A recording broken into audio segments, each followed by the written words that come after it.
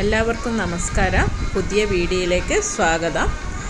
ഇന്ന് നേന്ത്രപ്പഴം കൊണ്ടുള്ള ബോണ്ടയാണ് ഉണ്ടാക്കാൻ പോകുന്നത്. അതിനുവേണ്ടി ഇടത്തരം പഴുപ്പുള്ള 2 പഴമാണ് എടുത്തിരിക്കുന്നത്.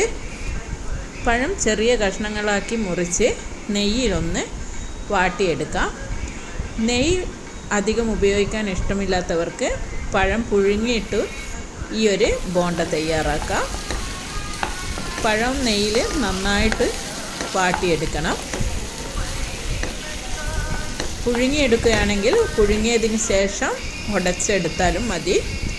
നന്നായി നെയ്യിൽ വാടിയ പഴം നമുക്ക് വേറൊരു പാത്രത്തിലേക്ക് മാറ്റാം.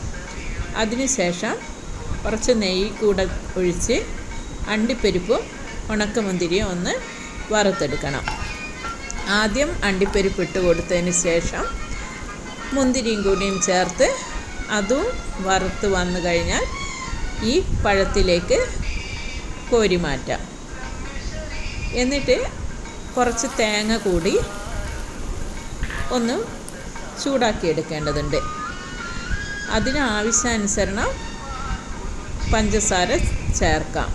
1-2 ടീസ്പൂൺ പഞ്ചസാരയും കുറച്ച് ഏലക്കായ് പൊടിച്ചതും ചേർത്ത് ആ പഞ്ചസാര അലിയുന്നത് വരെ തേങ്ങ ഒന്ന് ചൂടാക്കിയെടുക്കാം. ഒരുപാട് കളറൊന്നും മാറണ്ട. ആ പഞ്ചസാര ഉരുകുന്നത്ര സമയം അതൊന്ന് ചൂടാക്കി ഈ പഴത്തിലേക്ക് തന്നെ മാറ്റിക്കൊടുക്കാം.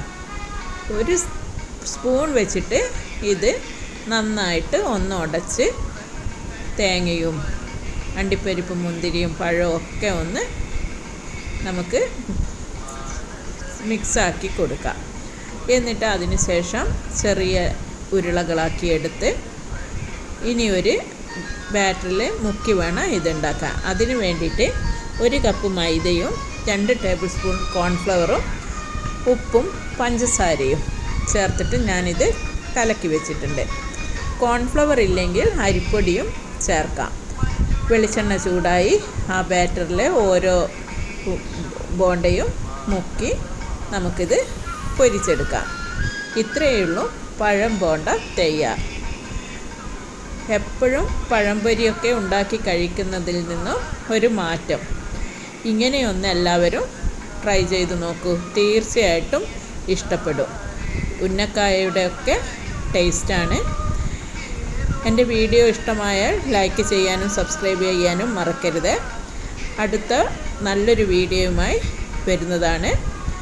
എല്ലാവർക്കും താങ്ക് യു.